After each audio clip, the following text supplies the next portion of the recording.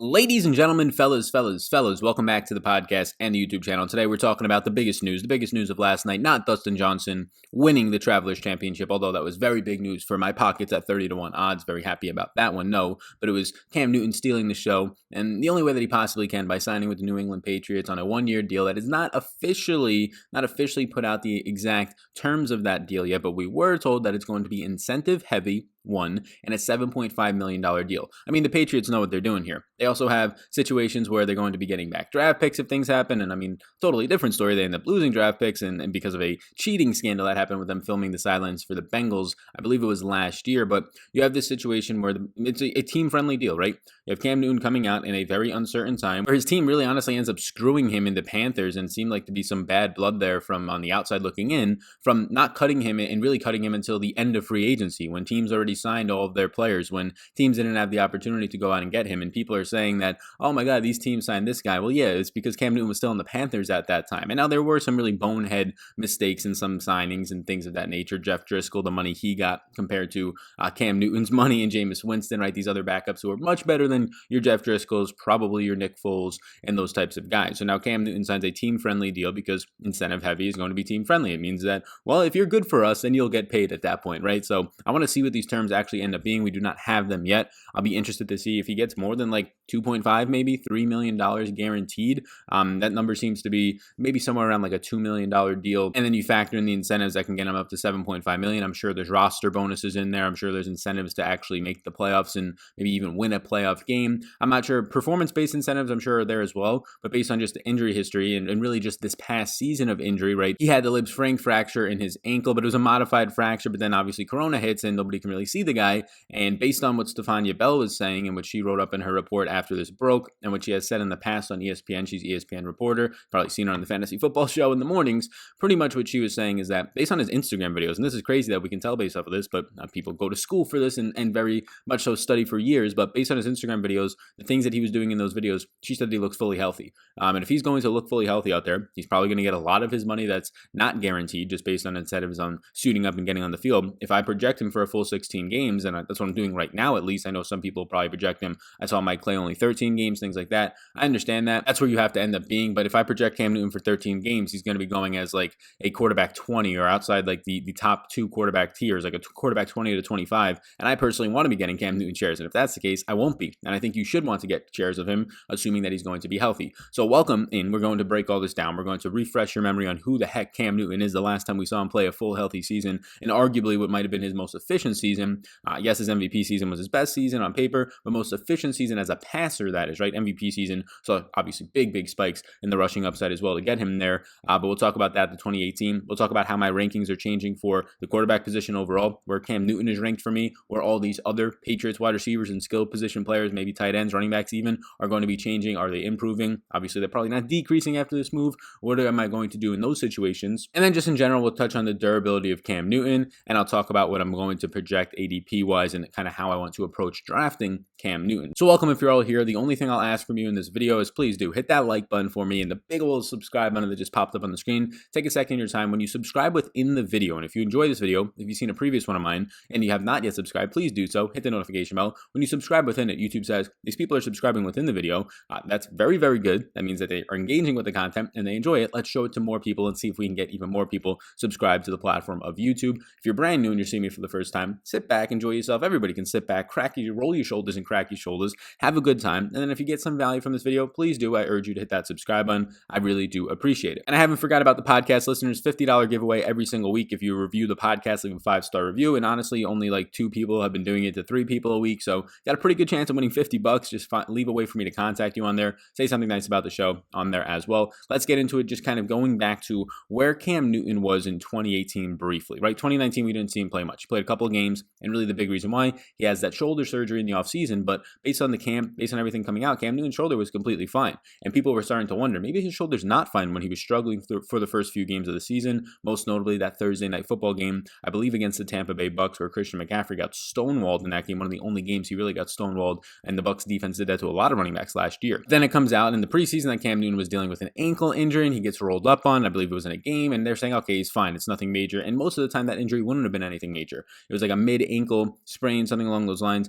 but it ended up being major. He ended up opting for surgery on it, missed 14 games in the rest of that season, and now you have an offseason of a pandemic where he can't get checked out by team doctors. Apparently, the Patriots have been trying to sign him and working a contract since April. Since April, they've been talking to Cam Newton about a potential deal, so they've been very much involved in this. It was just a situation where they couldn't get him to their team doctors. There was no way that he could, one, travel to cities, and two, actually go and get in front of team doctors when facilities are being shut. And they couldn't get that on record in an official way for them to feel confident about it, have him go through a workout when this whole pandemic is hitting from the months of obviously March into where we are right now. And right when it was in April, when they were starting to talk to him, it was obviously very heavy. Right when that free agency period opened, it was open for a few weeks. Cam Newton's still out there. Let's go talk to him. They've been talking to him since then. So to look at 2018 when he played 14 games. And in 2018, he also missed 2 games with a shoulder injury, which he then opted to have surgery in the offseason. But in 2018, overall, he was the #1 play action passer. He was a #5 rated true completion percentage and #5 passer under pressure. So one of the most efficient seasons we've seen out of Cam Newton as a passer. What did he do on the ground that year? Well, it was still good. 101 carries, 488 yards, and 4 touchdowns on the ground alone. That ended up being 7.2 attempts per game for 34.9 yards per game. He averaged 19.9 fantasy points per game, which was 8th amongst all QBs, and he finished as the weekly QB1, meaning that he finished 12 or better, or QB1 in my opinion. Well, that's what pretty much now industry standard is, finishing as a QB1 in 12-team formats, 12 or better that week.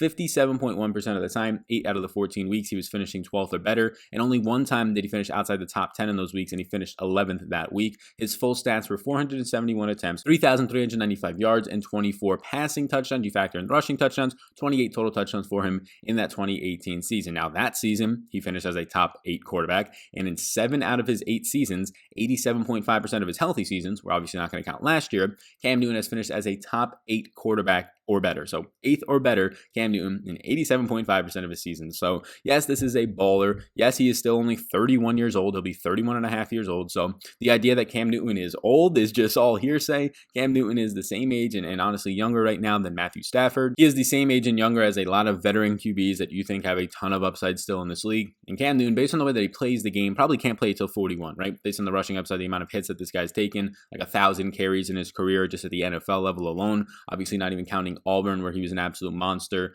and a huge prospect coming out. But Cam Newton still has, in my opinion, years left. And the issue now is that we just haven't seen it in neither have the Patriots, and that's why you give him an incentive-heavy deal. But based on what we saw in 2018, now that he's been pretty much healthy for what is coming up to like a year now, I do like that, and I do actually feel confident in it, especially when people are saying and experts are saying that know more about this than I do, just based on watching some film, that he does look fully healthy. So the durability overall of Cam Newton, yeah, last year was a concern. He ended up missing 14 games with the injury last year. Again, Stephania Bell said that it seems to be Newton's Instagram videos indicate he is fully healthy. I'll pop it up on the screen right here and read the full quote from her little blog up on it on ESPN. Newton opted for surgery, undergoing a modified, less complex Liz Frank procedure. Usually Liz Frank's procedures will like ruin rookies if you're a running back or really a wide receiver. Wide receivers, it ends up ruining the most, especially early in your career, because it pushes back your development. And obviously earlier in your career is when you have to make a name for yourself and really make your way onto rosters and stay onto rosters. Given the coronavirus pandemic, all we have to go by as far as his workouts is Newton's Instagram account.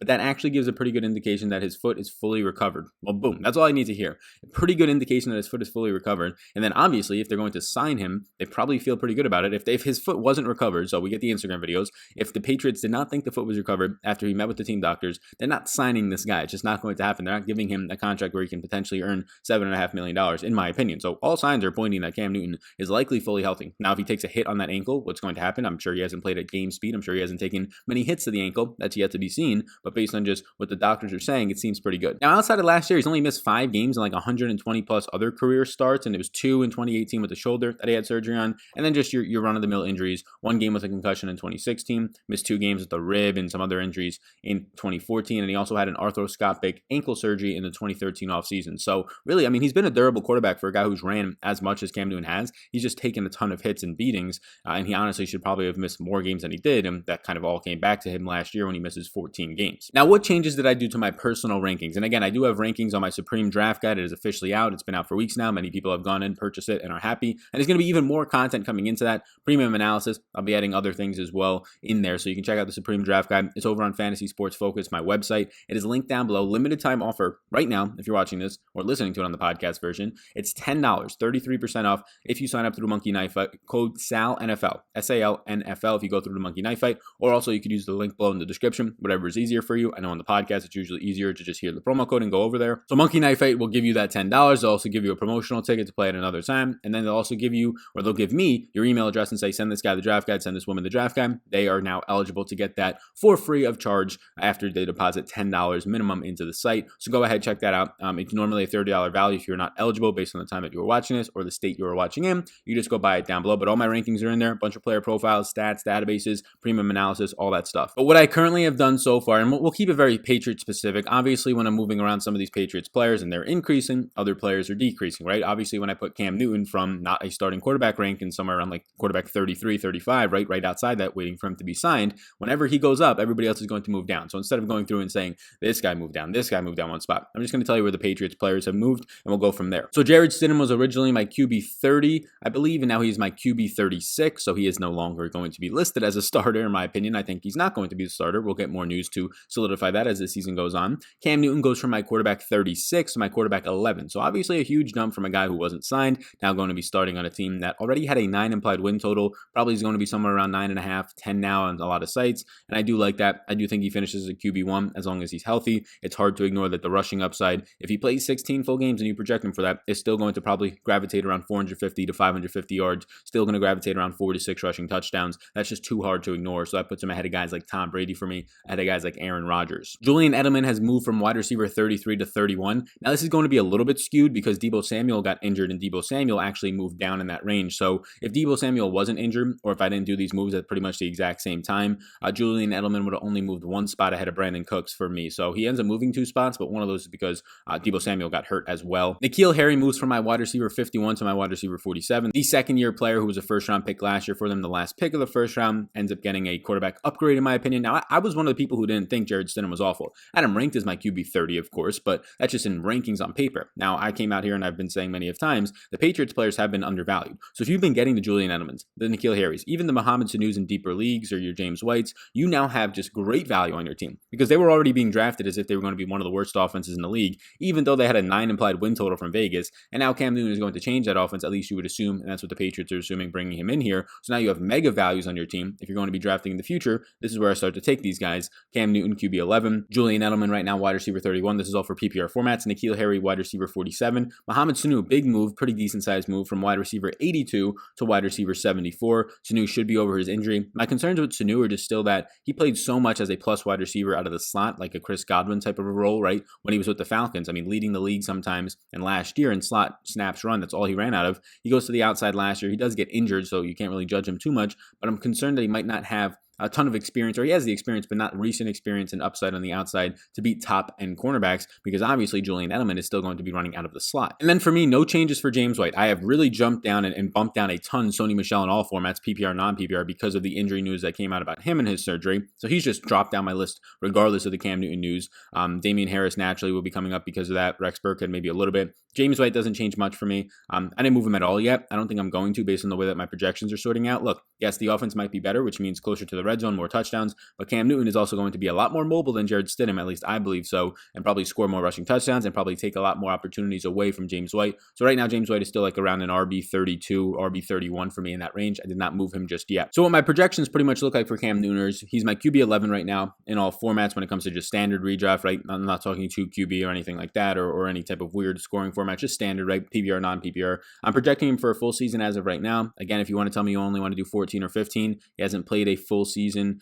He's only played 14 games in 2018, and obviously last year he missed a ton of time, so it's been a while since he played a full season. So if you want to tell me I'm going to only project 15 games, that's fine. If I was to do that, then he would start to drop like around my QB 15 or a little bit lower than that. But just to give you a full season's projection, it's QB 11. I have him for over 500 rushing yards. I have him for 5 rushing touchdowns, 25 passing touchdowns, so 30 total touchdowns and 3,600 passing yards. So I could see that's why he starts to bump up there. When you have 30 touchdowns and 500 rushing yards, it's really hard to ignore that. And then for me, that's a QB1. He's a borderline top 10 quarterback. I think he slots in 1 spot ahead of Tom Brady for me right now, 1 spot after Carson Wentz, so just outside the top 10. And I believe Cam Newton will still be an option in many drafts as a late round quarterback. Now, depending on when you're watching this, I'm recording this literally like hours after. It's 4 a.m. East Coast time where I am.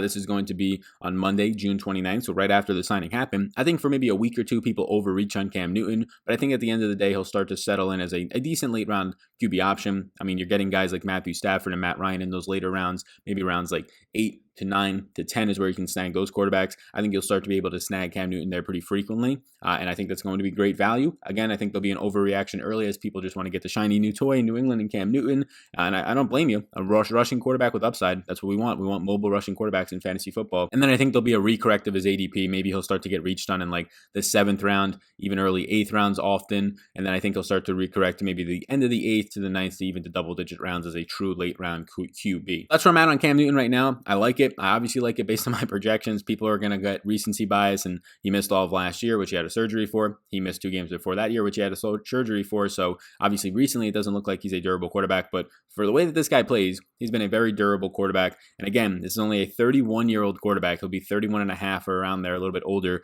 when the season starts. That's a very young age still for quarterbacks. It's not your 23-year-old Sam Darnold after playing 3 years in the league, but he probably still has 5 years left, as long as the surgery that happened last season to force him to miss the final 14 games was nothing just too detrimental to his overall career arc, even if it took a year off of it. And I don't think it's going to be anything that impacts him this year to look really bad. But again, it's yet to be seen. Based on all the news coming out, I feel pretty confident about Cam Newton going in there healthy. Now, the weapons around him are not that great. You have an aging slot receiver as your number one, an unproven second-year receiver in N'Keal Harry, who did not look good last year, who did deal with injuries to defend him, and then Mohamed Sanu, who dealt with injuries, but he's also a veteran aging receiver. And then you have already an injured running back in Sony Michel. So the weapons are not great. Now, they're not terrible. You can argue, though, like Adam Levitan, I believe, tweeted yesterday, you can argue they're the worst in the league, and you can do that with probably 10 teams, honestly. But they're not great weapons, so we'll see. Tom Brady obviously did a lot with a little. We'll see if they can end up putting a system around Cam Newton to do the same, but then you also add in Newton's rushing upside, which Brady never had. I feel pretty good about this. So let me know what you think about Cam Newton. Let me know where you would rank him. That's a question of the day. Where would you rank Cam Newton this year? He's my QB 11 as of right now. Let me know what you think of that. And before you go, if I can get you to hit the like button real quick, and this big old subscribe button pops up on the screen. It takes a ton of time to put these videos together, so I do appreciate if you do that. It just helps me organically reach more people, which allows me to logistically and financially continue to put these videos out as often, and right now pretty much 5 to 7 days a week as I do just in the NFL sphere, not even talking about golf. So thank you so much. And also be sure to check out the Supreme Draft Guide. It's all linked up down below. You can get it for just $10 today, 66% off if you are eligible. Figure all that information out if you want to see the rest of my rankings, if you want to see player profiles, all those type of things. We'll be adding a profile for Cam Newton very shortly. So thank you, everybody. Appreciate y'all's time, and have a great rest of your day. Peace out, gang.